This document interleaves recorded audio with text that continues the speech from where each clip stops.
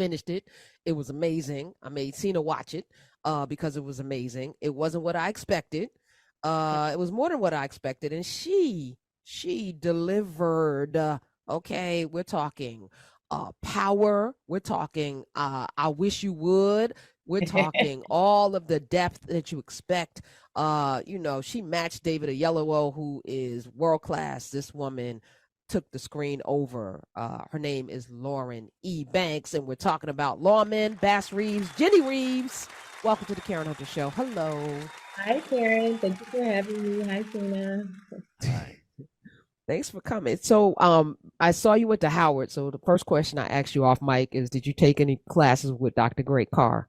Of course I did. Yes, 1000%. Dr. Eight. Greg Carr was one of my most memorable professors from Howard. And I took as many Greg Carr classes as I could. And yeah, I was almost an unofficial Africana Studies major because of how many classes I took with I was it. I was thinking to take a role like this. A lot of times the actors take roles and they do their research. I felt like you understood the assignment Thank coming you. in, like Thank you. That's a culturally. wonderful compliment. Yeah. But I Yeah. did.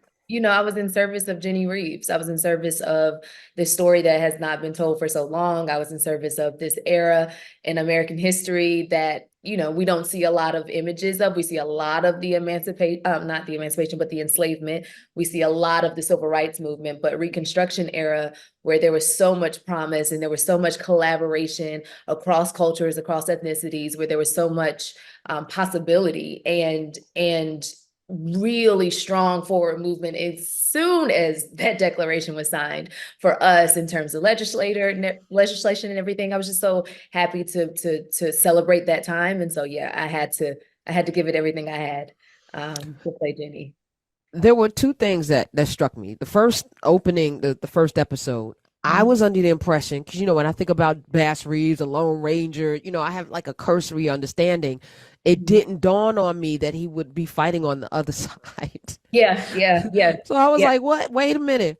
Wait, What's happening? yeah, I I got thought I got confused." it. I was like, did I always think the colors were different on the jackets? Did I get this? Wait, what is happening here? Good point. Good Oh, point. It's a shocking image, truly, considering what the two sides were fighting for. But again, at that time, we were considered someone's property. We didn't have much of a choice. we Um, never consider that. Tomorrow in class with Carr, we're going to be dealing with this question of freedom. okay. And if you're in bondage, Yeah. you don't have it, like you said, a choice to not, you're like not gonna tell. Well, all right, Yeah. the other side's fighting for my freedom, but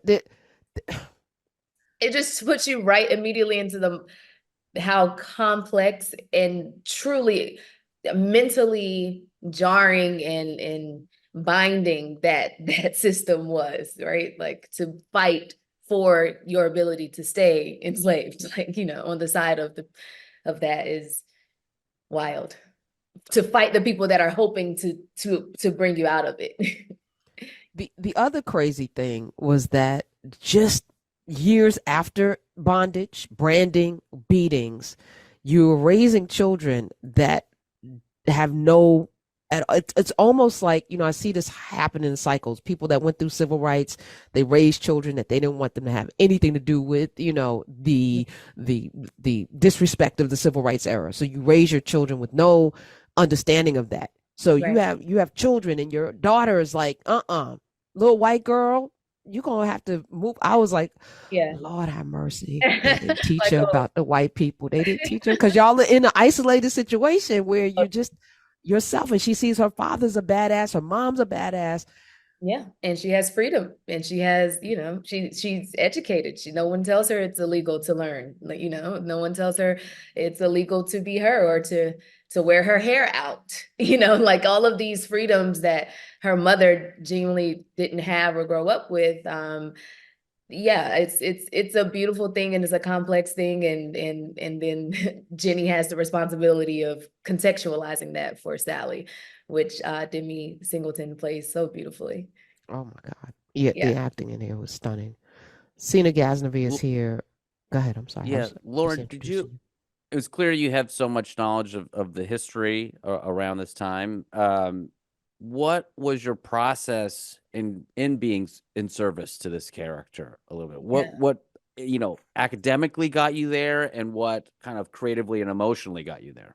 Yeah, well, it's to your point about just how I would start with even like how I was raised, as a kid, just the library that was accessible to me. I was the only child at the time, so because it's a almost 15-year difference between me and my brother. So if I was home by myself and my friends across the street weren't home to go ride bikes, I was like, what's that book that says Black Panther, in the 3 volumes of it, or what's that book that's the Black encyclopedia of people and leaders and stuff like that. So I would kind of be curious in that way, and then I think that kind of stoked my understanding and curiosity as I continued my studies from high school to college. And then specifically once I received this role, to your point, Sina, like my first way in is to understand the voice of the person, the body of the person, and then the context from which they were raised to give me a framework. So as the actor me had to figure out what her voice sounded like, had to determine her dialect because they were on a plantation in Texas first before they found themselves in Arkansas. And it's different than my North Carolina dialect, so just making sure the nuances of that were really tight was important. Finding her physicality as a mother of 5, as I've never been a mother before, so determining that is a thing, determining how someone moves who gives birth on their kitchen floor, you know what I mean? Like what kind of power does that give them, or groundedness does that bring them? And then also, like I said, the context, I just did a lot of digging. I read a lot of almanacs from 1865, like, Wow.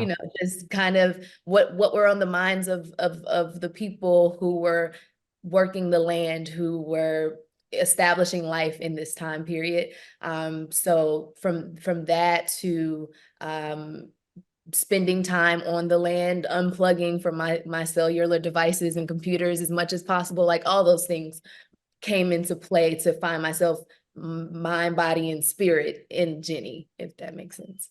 Absolutely. Oh, the almanac move. I'm definitely taking that. Yes. That's incredible. That is It was such really a helpful. great move. Yeah. It was really, That was really helpful. It was super insightful, and just like how, medicine was kind of, they were trepidatious about like this, idea of medicine that was outside of the more homeopathic and holistic ways of going about things. And, pharmacists and all these things, like they were like, I don't know, we can trust it, just interesting points of view. Lauren E. Banks is here. Lawmen Bass Reeves. She plays Jenny Reeves. Biggest surprise of as you were discovering different things about this time, something that you didn't know coming in. Surprise. There was in ways it was surprising, but not really. But like there were just the way in which women at that time, like if you saw the trailer for our show, you saw where Jenny confronts a mob, which was essentially the first iteration of like the Klan in terms of Jim Crow. And I did a great deal of research into understanding the ways, because that's an image that we haven't really seen a woman, a mother, like confront the Klan. And so I wanted to make sure that that was supported by true stories and understanding. So I did go in and I saw a lot of what I think one fact was just like the hundreds of women that went to Congress when Congress began to investigate the Klan at that time. I didn't know that was happening. I didn't know that ever happened. And I didn't know that hundreds of women in the South galvanized together to go contest this entity, and to give testimony in a way that was very, I think, courageous of them. But they were giving testimony to how often they had to confront this entity in the Klan. I was just kind of really shocked by that, and but it totally makes sense. Yeah.